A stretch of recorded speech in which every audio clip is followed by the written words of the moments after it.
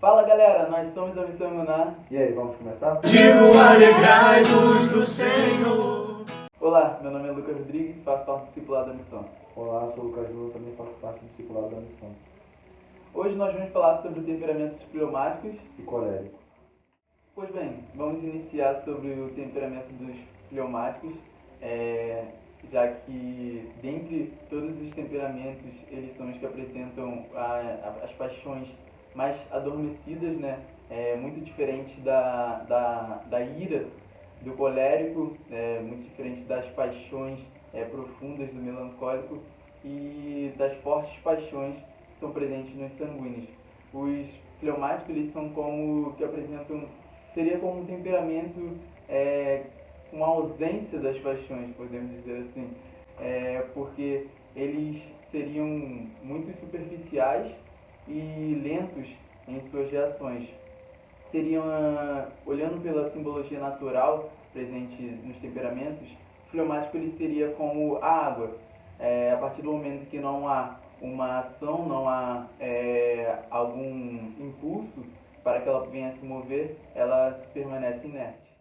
Uma das características do colérico é justamente a ira. O colérico ele tem paixões muito fortes dentro dele. As características, o temperamento em si, ele é neutro. Essas características podem ser usadas para bem e para mal. Por exemplo, o colérico ele tem uma das características dele é que aquilo dure muito. Como que essa pessoa pode usar isso para mal? Guardando rancor. Como ela pode usar isso para bem? Por exemplo, tirando lição daquilo que ela aprendeu para não voltar a cair naquele erro. O colérico tem uma vontade muito forte. Como é que isso pode ser usado para bem?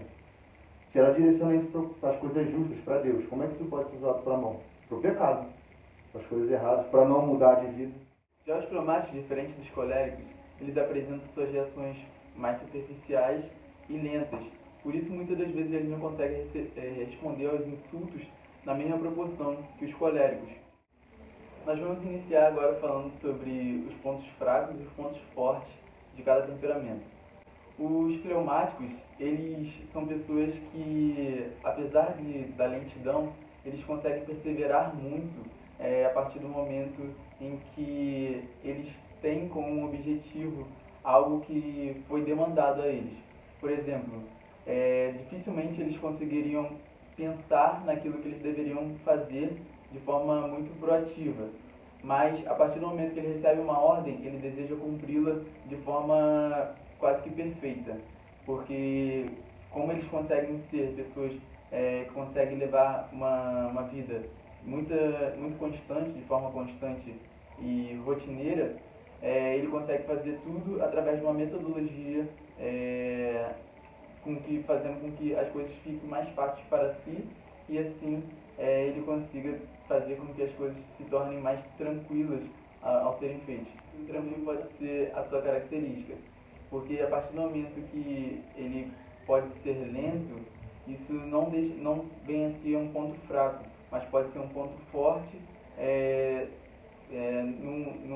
no momento em que há diferentes temperamentos e esses temperamentos, sendo muito fortes, podem acabar por brigar entre si. E como o fleumático ele é um temperamento que foge da violência, né? Foge de qualquer discussão, ele pode ser esse temperamento que vem para apaziguar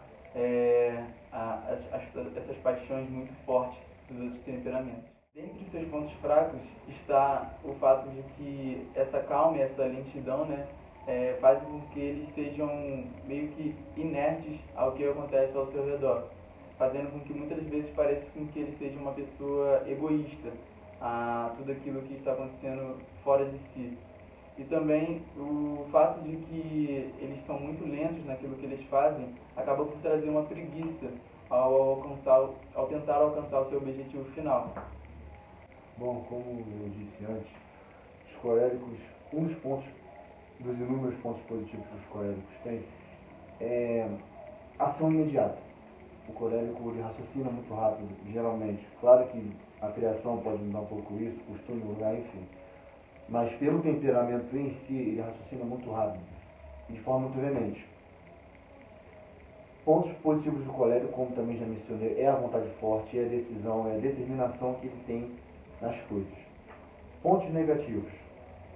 Os pontos negativos podem ser os pontos positivos, que eu acabei de mencionar, só que devido à nossa realidade decaída, devido à cultura que influencia certas coisas, uma vontade forte pode acabar sendo deturpada e virar uma teimosia. Esse mesmo ímpeto que ele tem de ter uma vontade decidida pode virar uma teimosia. Uma teimosia em algo que não vai para frente, em algo pecaminoso, algo que não é correto.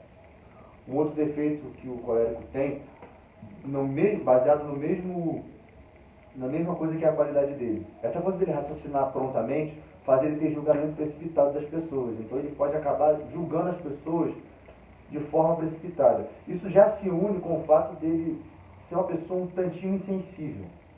Ele não é muito ligado a essas coisas de sentimentos. Pela natureza das coisas, geralmente está mais ligado com os fleumáticos, com os melancólicos e com os sanguíneos até. O colérico não. Ele pode ser diferente? Pode. Pelo meio que ele vive, por virtude, mas geralmente ele não tem muito essa coisa de se ligar com sentimentos não. Ele acaba atropelando um pouco as outras pessoas. Ele tem um problema também de ser... O que o colérico na verdade quer, no fundo, é que a vontade dele impede. E ele acaba atropelando as pessoas por conta disso. Ele acaba não dando muito ouvido para as pessoas. É um defeito que ele tem. Isso também pode ser usado como uma coisa boa, porque ele pode ser uma pessoa que não se deixa influenciar muito fácil. Esse conceito de temperamento, ele não é só uma coisa usada na vida cristã, na vida espiritual. Essas qualidades podem ser usadas no seu dia a dia, no seu trabalho, na sua carreira.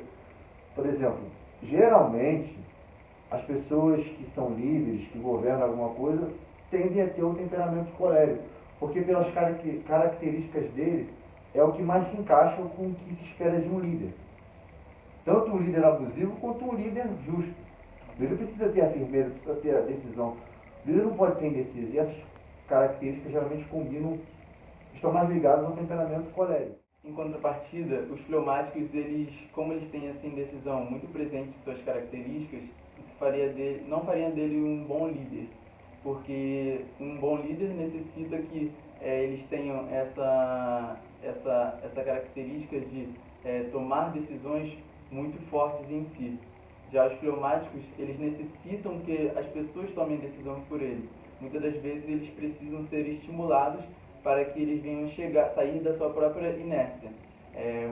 Apesar de que muitas das vezes eles conseguem serem pessoas que vão fazer com perseverança aquilo que foi demandado a si, eles não conseguem fazer com que as outras pessoas venham acompanhar eles nessa busca pelo objetivo final.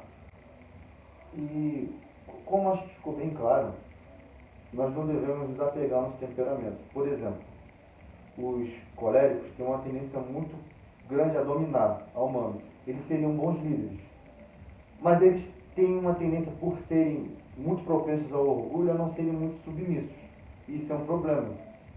O fleumático, por exemplo, ele é uma pessoa que é muito submissa, pode ser até demais, a ponto de se tornar algo abusivo e não ter muito pulso firme. Mas ele obedece e acata ordens mais fácil. E para um líder ele também precisa acolher ordens às vezes, porque ele pode ter líderes acima dele. Então você vê que as qualidades de um necessitam de um complementam o outro. Exatamente. O fato de que o fleumático ele pode ser uma pessoa que consegue ouvir bastante aquilo que as pessoas têm a dizer, pode fazer do colérico um líder que não seja autoritário demais. As características presentes no fleumático e as características presentes no colérico pode fazer deles dois um bom líder para o todo. O temperamento é, como eu falei, usar o que você tem de bom e aprender com seus defeitos. E também colher coisas que faltam em você. Geralmente é o que tem de bom nos outros temperamentos.